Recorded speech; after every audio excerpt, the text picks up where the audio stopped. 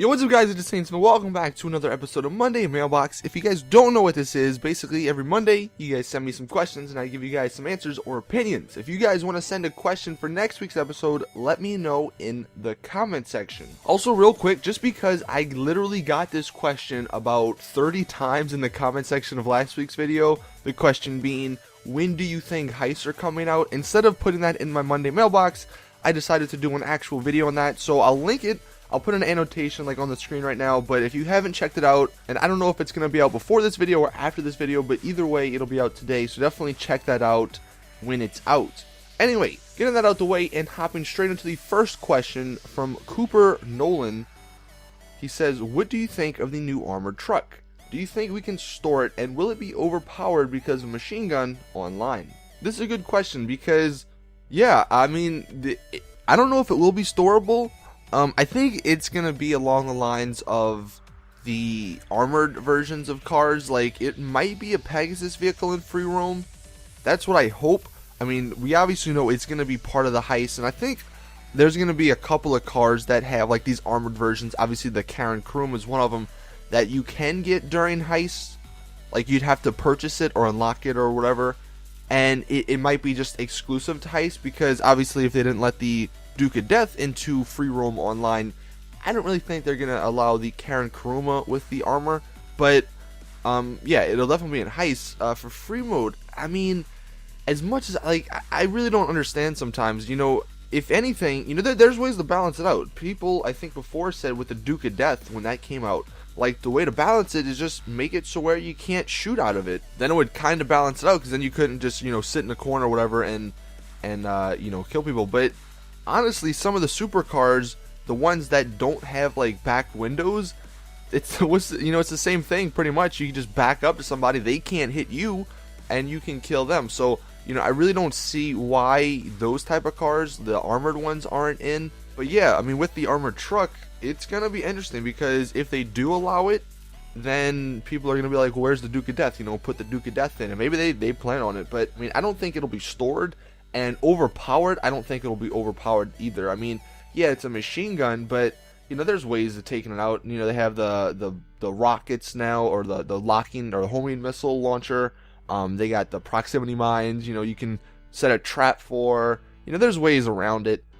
I mean, it's basically saying, do you think the tank's overpowered? And you know, at one point it's annoying, but it's not really overpowered. There's ways to take it out. So, good question. So moving on to the next one, we have Alan D. He says, do you think GTA 5 would be better experienced if we players had to pay for DLC other than getting free DLC and waiting so long for it to be released? Well, there's two different, I guess, viewpoints on this. Like, one, obviously you have Rockstar, what they said in their Q&A the one time, that, you know, they can't really do paid DLC and online just because, you know, it would give people a disadvantage. It would basically become pay to win, because, you know, most of the DLC weapons are better than the regular weapons. Most of the DLC cars are better than the, you know, the regular cars. So it would definitely be an unfair advantage. I mean, we said on the podcast this week that there's DLCs that, you know, aren't or wouldn't be pay to win if they were paid DLCs. I mean, those would be customization type of stuff, but I don't know. I mean, GTA Online is such a different game compared to,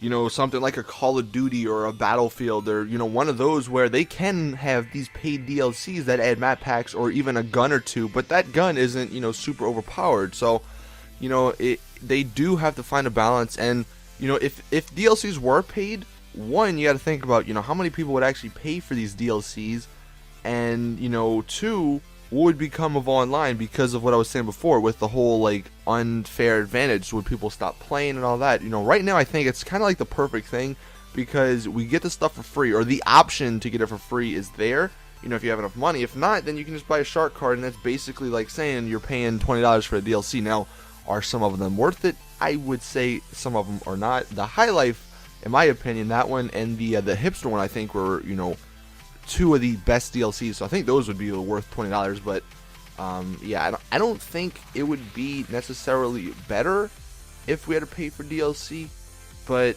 I'm not saying it would be worse either. It'd be interesting to think if, you know, in another universe where paid DLCs happened. But you guys let me know in the comment section what you guys think. I'm sure a lot of you guys even though you don't like shark cards, appreciate the fact that the DLCs are free and we don't have to pay $20 every month, because that would be a lot of money wasted. But yeah, let me know. I'm interested to hear.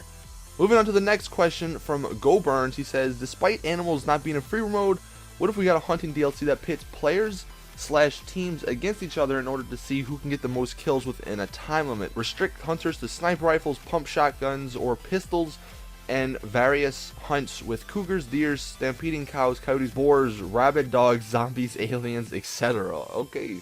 Well, a hunting mode DLC where instead of having the animals in free mode, having them kind of like in a team deathmatch setting.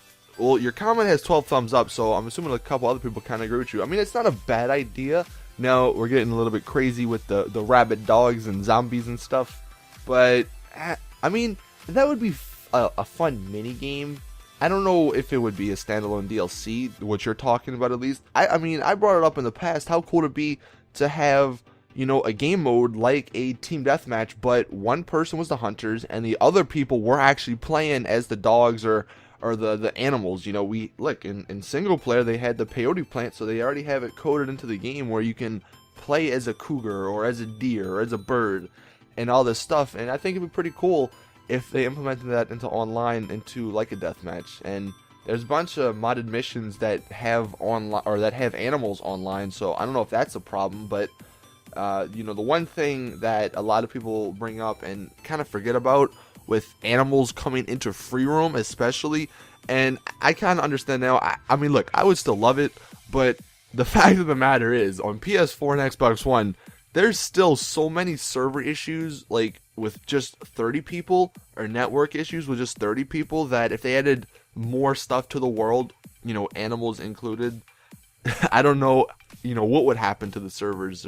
So you got to think about that. But I don't know if this would be necessarily a DLC by itself. Maybe if they did like a mini game DLC and they added, like, you know, the basketball and the air hockey and all that stuff that they took out of the game, or they cut from the game, and then they threw in a little hunting mode.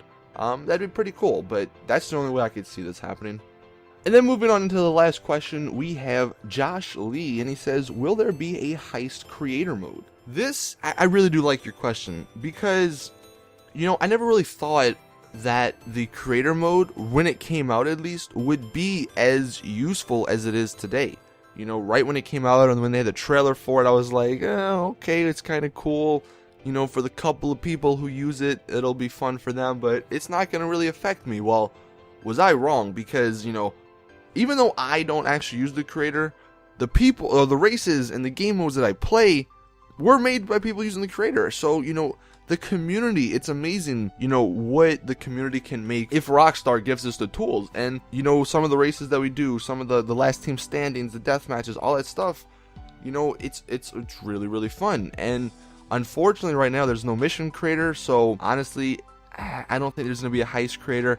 I mean, at least not in the near future. Maybe like long term there might be, but I don't see it right now, just because, one, you know, Rockstar doesn't want player created jobs, or at least I don't think they would want player created jobs, even though you know, they might be really, really good.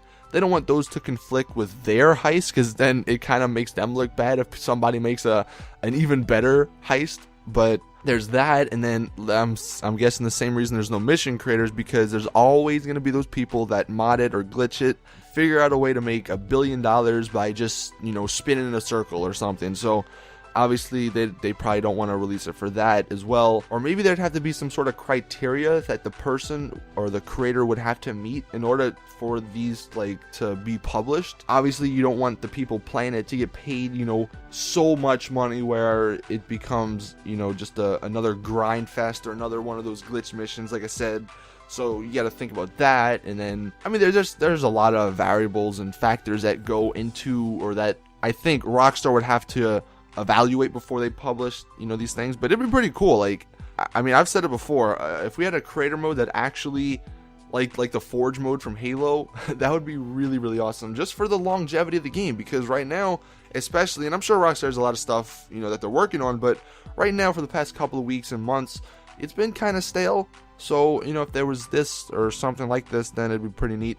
One thing though you gotta think about is, you know, especially if Rockstar wants to release another Heist DLC, like in the future, like a second one where they release more heists, then obviously they wouldn't want something like this because, you know, somebody might make the same heist that they're planning on it or whatever. So there's that. But honestly, and here's one thing that, you know, even I sometimes forget, but, you know, it's all about a business, and it's all about making money for these companies. And not saying that's a bad thing, because obviously how else are they going to make the games if they don't make money?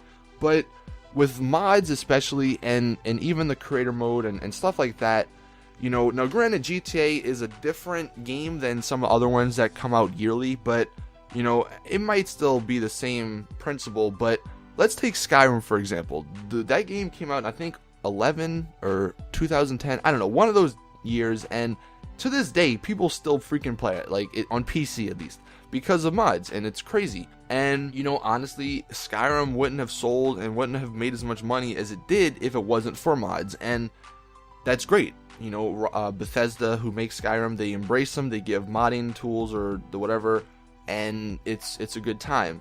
Now for GTA, obviously Rockstar's a little bit more protective of their game, I guess you could say. They don't really appreciate the mods and the glitches and the races that use glitch stuff. They don't really like that stuff. And the reason that could be is because, let's just take GTA 4 and GTA 5. You know, PC guys, some of them still play GTA 4 to this day just because of, you know, some of the awesome mods. There's the LCPDFR mod. There's obviously the Iron Man, all that stuff, Carmageddon, you know, a bunch of different mods for the game. And if there are these amazing mods from a business standpoint, from like Rockstar's standpoint, why would they approve of that stuff so people play GTA 4 instead of going out and buying GTA 5? You know what I'm saying? Like that's kind of where, or that's kind of what, like, I guess business perspectives kind of is. Say the Elder Scrolls or like a Skyrim type of game was every 2 years instead of every, you know, 5 or 6.